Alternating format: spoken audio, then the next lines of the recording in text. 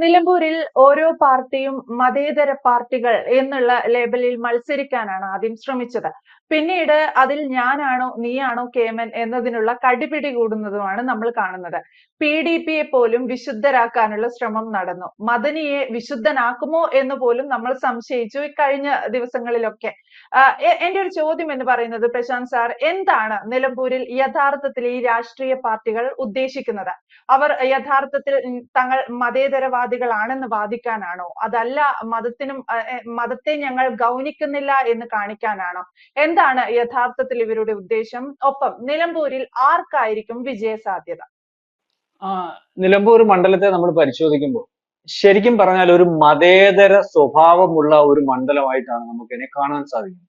കാരണം ഏറ്റവും കൂടുതൽ സമയം അവിടുത്തെ ഒരുപക്ഷെ UDFന്റെ ഭാഗമായിട്ട് നിന്ന മണ്ഡലം കൂടിയാണ്. അപ്പൊ മതേതര സ്വഭാവമുള്ള ഒരു മണ്ഡലം എന്ന് ഞാൻ പറയുമ്പോൾ നിലമ്പൂർ ഒഴിച്ച് ബാക്കി ഈ പറയുന്ന മലപ്പുറം ജില്ലയിൽ മുസ്ലിം ലീഗിന്റെ കോട്ടയായിട്ടുള്ള പ്രദേശത്ത് ആര്യാടൻ മുഹമ്മദ് എന്ന് പറഞ്ഞ ഒരു തികഞ്ഞ മതേതരവാദിയുടെ കയ്യിലിരുന്ന ഒരു മണ്ഡലമാണത്.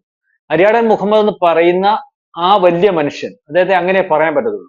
കാരണം തികഞ്ഞ മതേതരവാദിയായിരുന്നു. കാരണം ആ ഭൂരിപക്ഷം മുസ്ലിം ഭൂരിപക്ഷം ഉള്ള ഈ പറയുന്ന ആ ജില്ലയിൽ മുസ്ലിങ്ങളുടെ അല്ലെങ്കിൽ മതമൗലികവാദികളെ പൊളിച്ചു കാണിക്കുന്നതിന് യാതൊരു കോംപ്രമൈസും ഇല്ലാതെ അല്ലെങ്കിൽ അത് പൊളിച്ചു കാണിച്ചുകൊണ്ടിരുന്ന ഒരു കോൺഗ്രസ് നേതാവ് തന്നെയായിരുന്നു അദ്ദേഹം. പക്ഷേ അത് പൊളിച്ചു കാണിക്കുമ്പോൾ തന്നെ അദ്ദേഹത്തെ മതേതരവാദി എന്നുള്ള രീതിയിൽ അവിടുത്തെ ജനാധിപത്യ വിശ്വാസികൾ അല്ലെങ്കിൽ ജനങ്ങൾ വളരെ കൃത്യമായിട്ട് തെരഞ്ഞെടുത്തുകൊണ്ടിരുന്നു.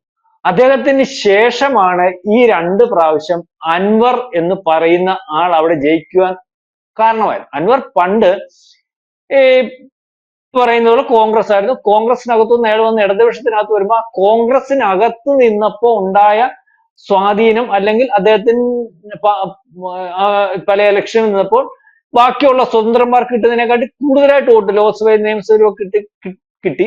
അപ്പൊ അത് മുതലാക്കുന്നതിന് വേണ്ടി സാധ്യതയില്ലാത്ത CPM സാധ്യതയില്ലാത്ത ഒരു മണ്ഡലത്തിൽ അൻവറിനെ ജയിപ്പിക്കുകയും ഈ മതേതര ജനാധിപത്യ സ്വഭാവമുള്ള മണ്ഡലത്തെ അട്ടിമറിക്കുന്നതിന് അത് കോൺഗ്രസിന്റെ കയ്യിൽ നിന്ന് മാറ്റുന്നതിനെ ഒരു വട്ടം UDF ജയിച്ചില്ലെങ്കിലും ആര്യാടൻ മുഹമ്മദ് എന്ന് പറയുന്ന വ്യക്തിയുടെ തുടർച്ച ആര്യാടൻ ഷൗക്കത്തിലൂടെ അവിടെ ഉണ്ടാവണ്ടാൻ തീരുമാനിച്ച് മുസ്ലിം ലീഗിന്റെയും മതമൗല്യവാദികളുടെയും കൃത്യമായ വോട്ട് പിടിച്ച് ജയിച്ച ഒരാൾ തന്നെയാണ് അൻവർ. അതിന് തർക്കമൊന്നുമില്ല. അതിപ്പോ ഈ പ്രാവശ്യത്തെ അയാൾ ഇലക്ഷൻ നിന്ന് കഴിയുമ്പോൾ അയാളുടെ വോട്ട് എണ്ണുമ്പോൾ നിങ്ങൾക്ക് മനസ്സിലാവും.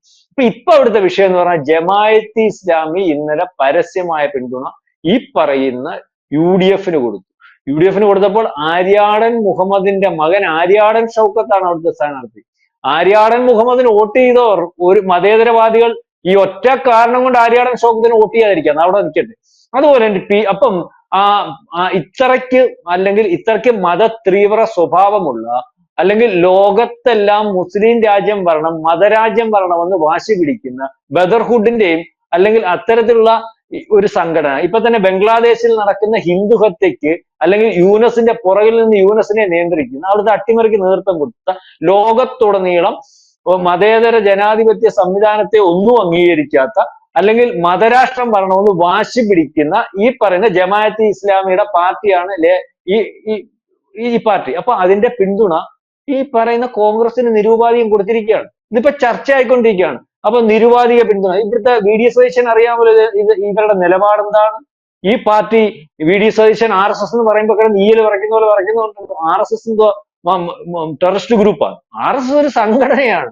ആ സംഘടന എന്താണെന്നുള്ള കാര്യം VD സതീശനും അറിയാം, മുസ്ലിം ലീഗിനും അറിയാം, എല്ലാവർക്കും അറിയാം. ഇപ്പൊ ഇവരെ നിർത്താൻ വേണ്ടി ഇവരെല്ലാം ഉപയോഗിക്കുന്ന ജമാഅത്തെ ഇസ്ലാമിയെ കൂടെ നിർത്തുന്നതിന് വേണ്ടി ഇവരെല്ലാം ഉപയോഗിക്കുന്ന വാക്കെന്നേ പറയാനൊക്കൂ RSS മതസംഘടനയാണ്. RSS ഒരിക്കലും മതസംഘടനയല്ല. RSSനകത്ത് കയറി പരിശോധിച്ചാൽ അതിന്റെ പല പോഷക സംഘടനകളും മുസ്ലിങ്ങളുടെയും അല്ലെങ്കിൽ മുസ്ലിം പ്രൊമോഷന് വേണ്ടി നിൽക്കുന്ന പല സംഘടനകളൊക്കെ ഉണ്ട്. അപ്പൊ അതവിടെ നിൽക്കട്ടെ. അപ്പം ഈ ജമാഅത്തെ ഇസ്ലാം അപ്പൊ അവർ പറഞ്ഞ PDP എടുത്ത് ഗോവിന്ദൻ പറഞ്ഞ PDP ഇപ്പൊ തേച്ചു കുളിപ്പിച്ചെടുത്ത് കൃത്യമായി അതിനകത്ത് മതവും കാര്യമൊന്നുമില്ലെന്നാണ് ഇപ്പൊ ഗോവിന്ദൻ പറയുന്നത്. ഞങ്ങളുടെ നിലപാടുമായിട്ട് വന്നു. പണ്ടായിരുന്നു മത തീവ്രവാദ സ്വഭാവമുള്ള മാതിരി. ഇപ്പൊ വയ്യാതായപ്പോ പുള്ളിക്ക് മത തീവ്ര സ്വഭാവമൊക്കെ മാറിയെന്നും പറഞ്ഞു ഗോവിന്ദൻ അവിടെ നിന്ന് കാര്യം പറയുന്നു.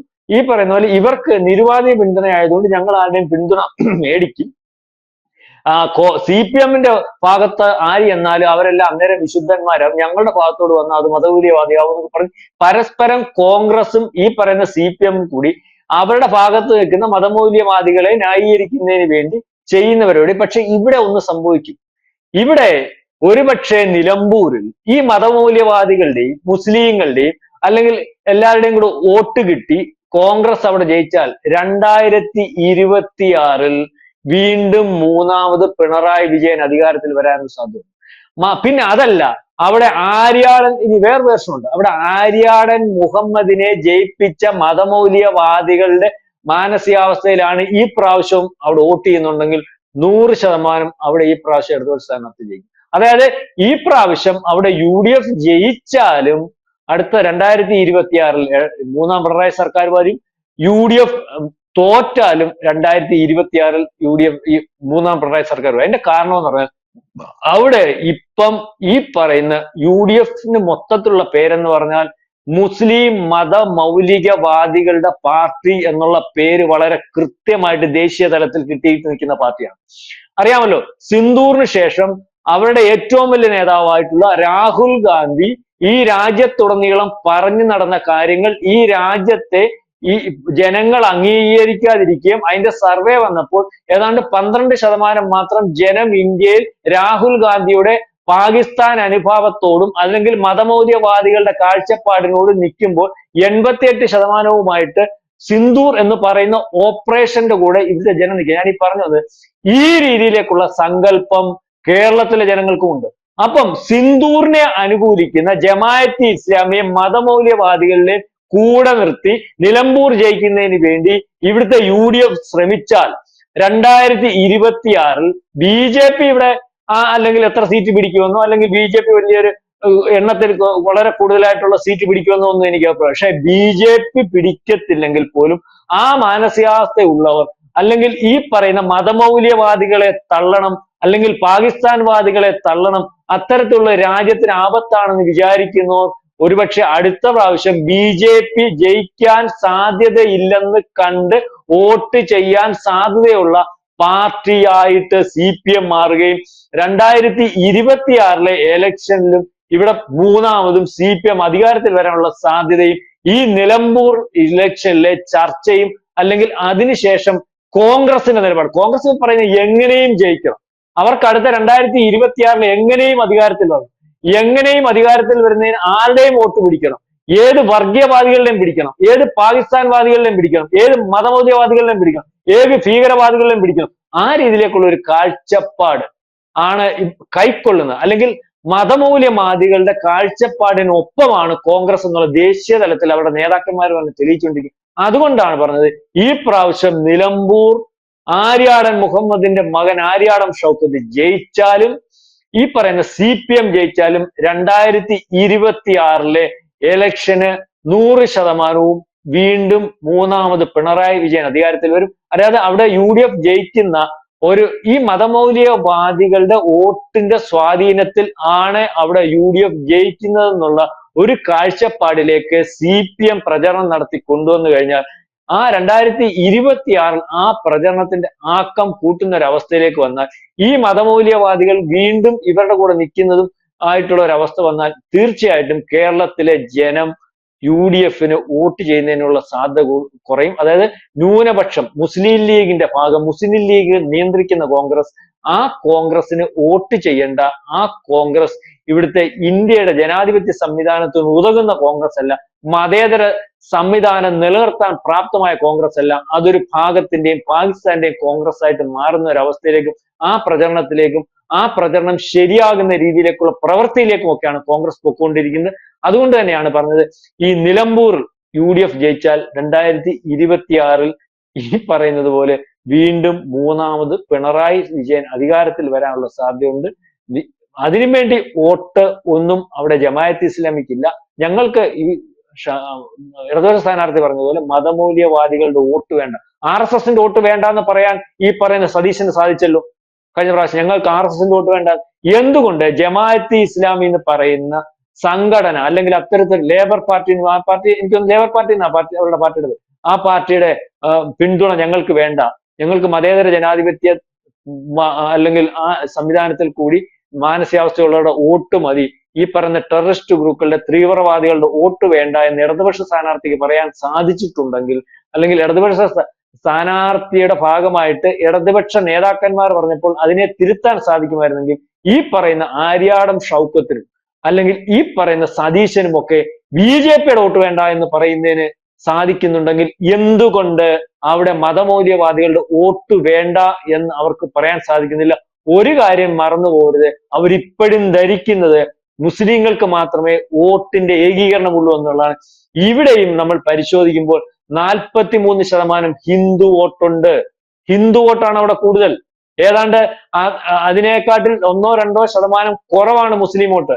വളരെ താഴ്ന്ന വോട്ട് മാത്രമേ, 10-12% വോട്ട് മാത്രമേ അവിടെ ഈ ക്രിസ്ത്യൻ വോട്ട് ഉള്ളൂ. അപ്പം അത്തരത്തിലേക്കാണ് കാര്യങ്ങളുടെ കിടപ്പ്. ആ മണ്ഡലത്തിന്റെ സ്വഭാവം ആര്യാടൻ മുഹമ്മദിന്റെ ഭാഗമായിട്ടിരിക്കുമ്പോൾ മതേതര ജനാധിപത്യ സംവിധാനം ഉയർത്തിപ്പിടിച്ച മണ്ഡലമാണ്. അത് ഉയർത്തിപ്പിടിക്കുന്നതിന് വേണ്ടിയാണ് ഇപ്പോഴത്തും അവിടുത്തെ വോട്ടർമാർ തയ്യാറാവുന്നതെങ്കിൽ UDF പരാജയപ്പെടും. LDF സ്ഥാനാർത്ഥി ജയിക്കാനുള്ള സാധ്യതയാണ് ഉള്ളത്. അഥവാ അവിടെ ജയിച്ചു വന്നാൽ തന്നെ അത് ഒരുപക്ഷെ മതേതര ജനാധിപത്യ സംവിധാനത്തിന്റെ ആര്യാടൻ മുഹമ്മദിന്റെ ഭാഗമായിട്ട് നിന്ന വോട്ടാണെങ്കിൽ പോലും ആ വോട്ട് മതമൗലികവാദികളുടെ വോട്ടാണെന്ന് വ്യാഖ്യാനിക്കപ്പെട്ട് 2026 വീണ്ടും LDF അധികാരത്തിൽ വരാനുള്ള സാധ്യത. എങ്ങനെ വന്നാലും ഈ പറയുന്ന നിലമ്പൂർ 2026 LDF-നുള്ള കൃത്യമായ ചൂണ്ടുപലകയായിട്ട് മാറും എന്നാണ് നമ്മൾക്ക് തോന്നുന്നത്. അത്തരത്തിലേക്കുള്ള ഒരു രാഷ്ട്രീയ ചർച്ചയാണ് നിലമ്പൂരിൽ നിന്ന് തുടങ്ങുന്നത്. അത് ജമാഅത്ത് ഇസ്ലാമിയുടെ പേരിലായാലും PDP-യുടെ പേരിലായാലും എന്തിന്റെ പേരിലായാലും അത്തരത്തിലേക്കാണ് കാര്യങ്ങൾ നീങ്ങുന്നതെന്ന് നമുക്ക് മനസ്സിലാവും. അതാണ് എന്തായാലും നിലമ്പൂരിന്റെ രാഷ്ട്രീയ ചിത്രം എന്ന് പറയുന്നത് മതേതരവാദികൾ യഥാർത്ഥത്തിൽ പൊള്ളയായ വാദങ്ങൾ നടത്തുകയാണോ അതോ അവർ അത്തരത്തിലുള്ള പ്രചാരണമാണോ നടത്തുന്നത് എന്നതിനെ സംബന്ധിച്ചാണ്. എന്തായാലും ആര്യാടൻ ഷൗക്കത്തിന് എത്രത്തോളം വിജയ സാധ്യതയുണ്ടെന്നും സ്വരാജിനുണ്ടെന്നും ഒക്കെയുള്ളത് വരും ദിവസങ്ങളിൽ കൂടി അറിയാൻ സാധിക്കും. മുന്നണികൾ എല്ലാവരും പ്രചാരണം കൊഴുപ്പിക്കുകയാണ്, വ്യക്തമാണ്. കൂടുതൽ വാർത്തകളും വിശേഷങ്ങളും നിങ്ങളിലേക്ക് എത്താൻ ABC മലയാളം സബ്സ്ക്രൈബ് ചെയ്യുക, ബെൽ ബട്ടണും അമർത്തുക.